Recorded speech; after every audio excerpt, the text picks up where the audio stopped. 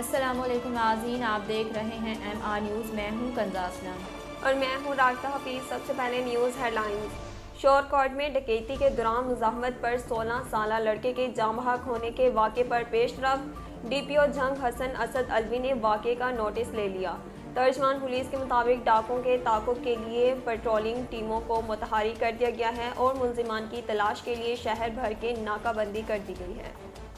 سندھ کے تعلیمی اداروں میں موسم سرما کی چھٹیاں ختم ہونے کے بعد تدریسی عمل شروع ہو گیا۔ موسم سرما کی چھٹیاں ختم ہونے کے بعد سندھ بھر کے تمام نجی و سرکاری اسکول اور کالج میں تدریسی عمل کا دوبارہ آغاز ہو گیا۔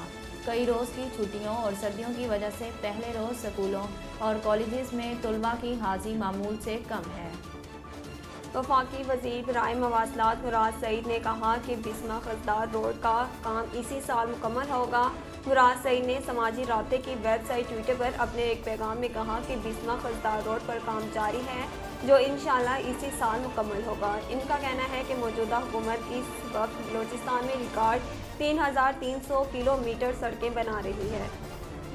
مسلم لیگ نون کے رہنما خواجہ سعد رفیق نے کہا ہے کہ دوسروں سے رسیدیں مانگنے والا حکمران خود کوئی حساب نہیں لیتا۔ سعد رفیق نے سماجی رابطے کی ویب سائٹ ٹویٹر پر اپنے ایک پیغام میں کہا کہ دوسروں سے رسیدیں مانگنے والا حکمران فوراً فنڈنگ کی رسیدیں دکھاتا ہے، نہ سرکاری توشہ خانے کا حساب لیتا ہے۔ محکمہ صحت گلگت بلتستان نے کہا آج کسی بھی شخص میں کرونا وائرس کی تصدیق نہیں ہوئی۔ محکمہ صحت نے گلگت میں کرونا وائرس کی صورتحال پر رپورٹ دیتے ہوئے کہا کہ صوبے میں کرونا وائرس سے متاثرہ مریضوں کی مجموعی تعداد 10,429 ہے۔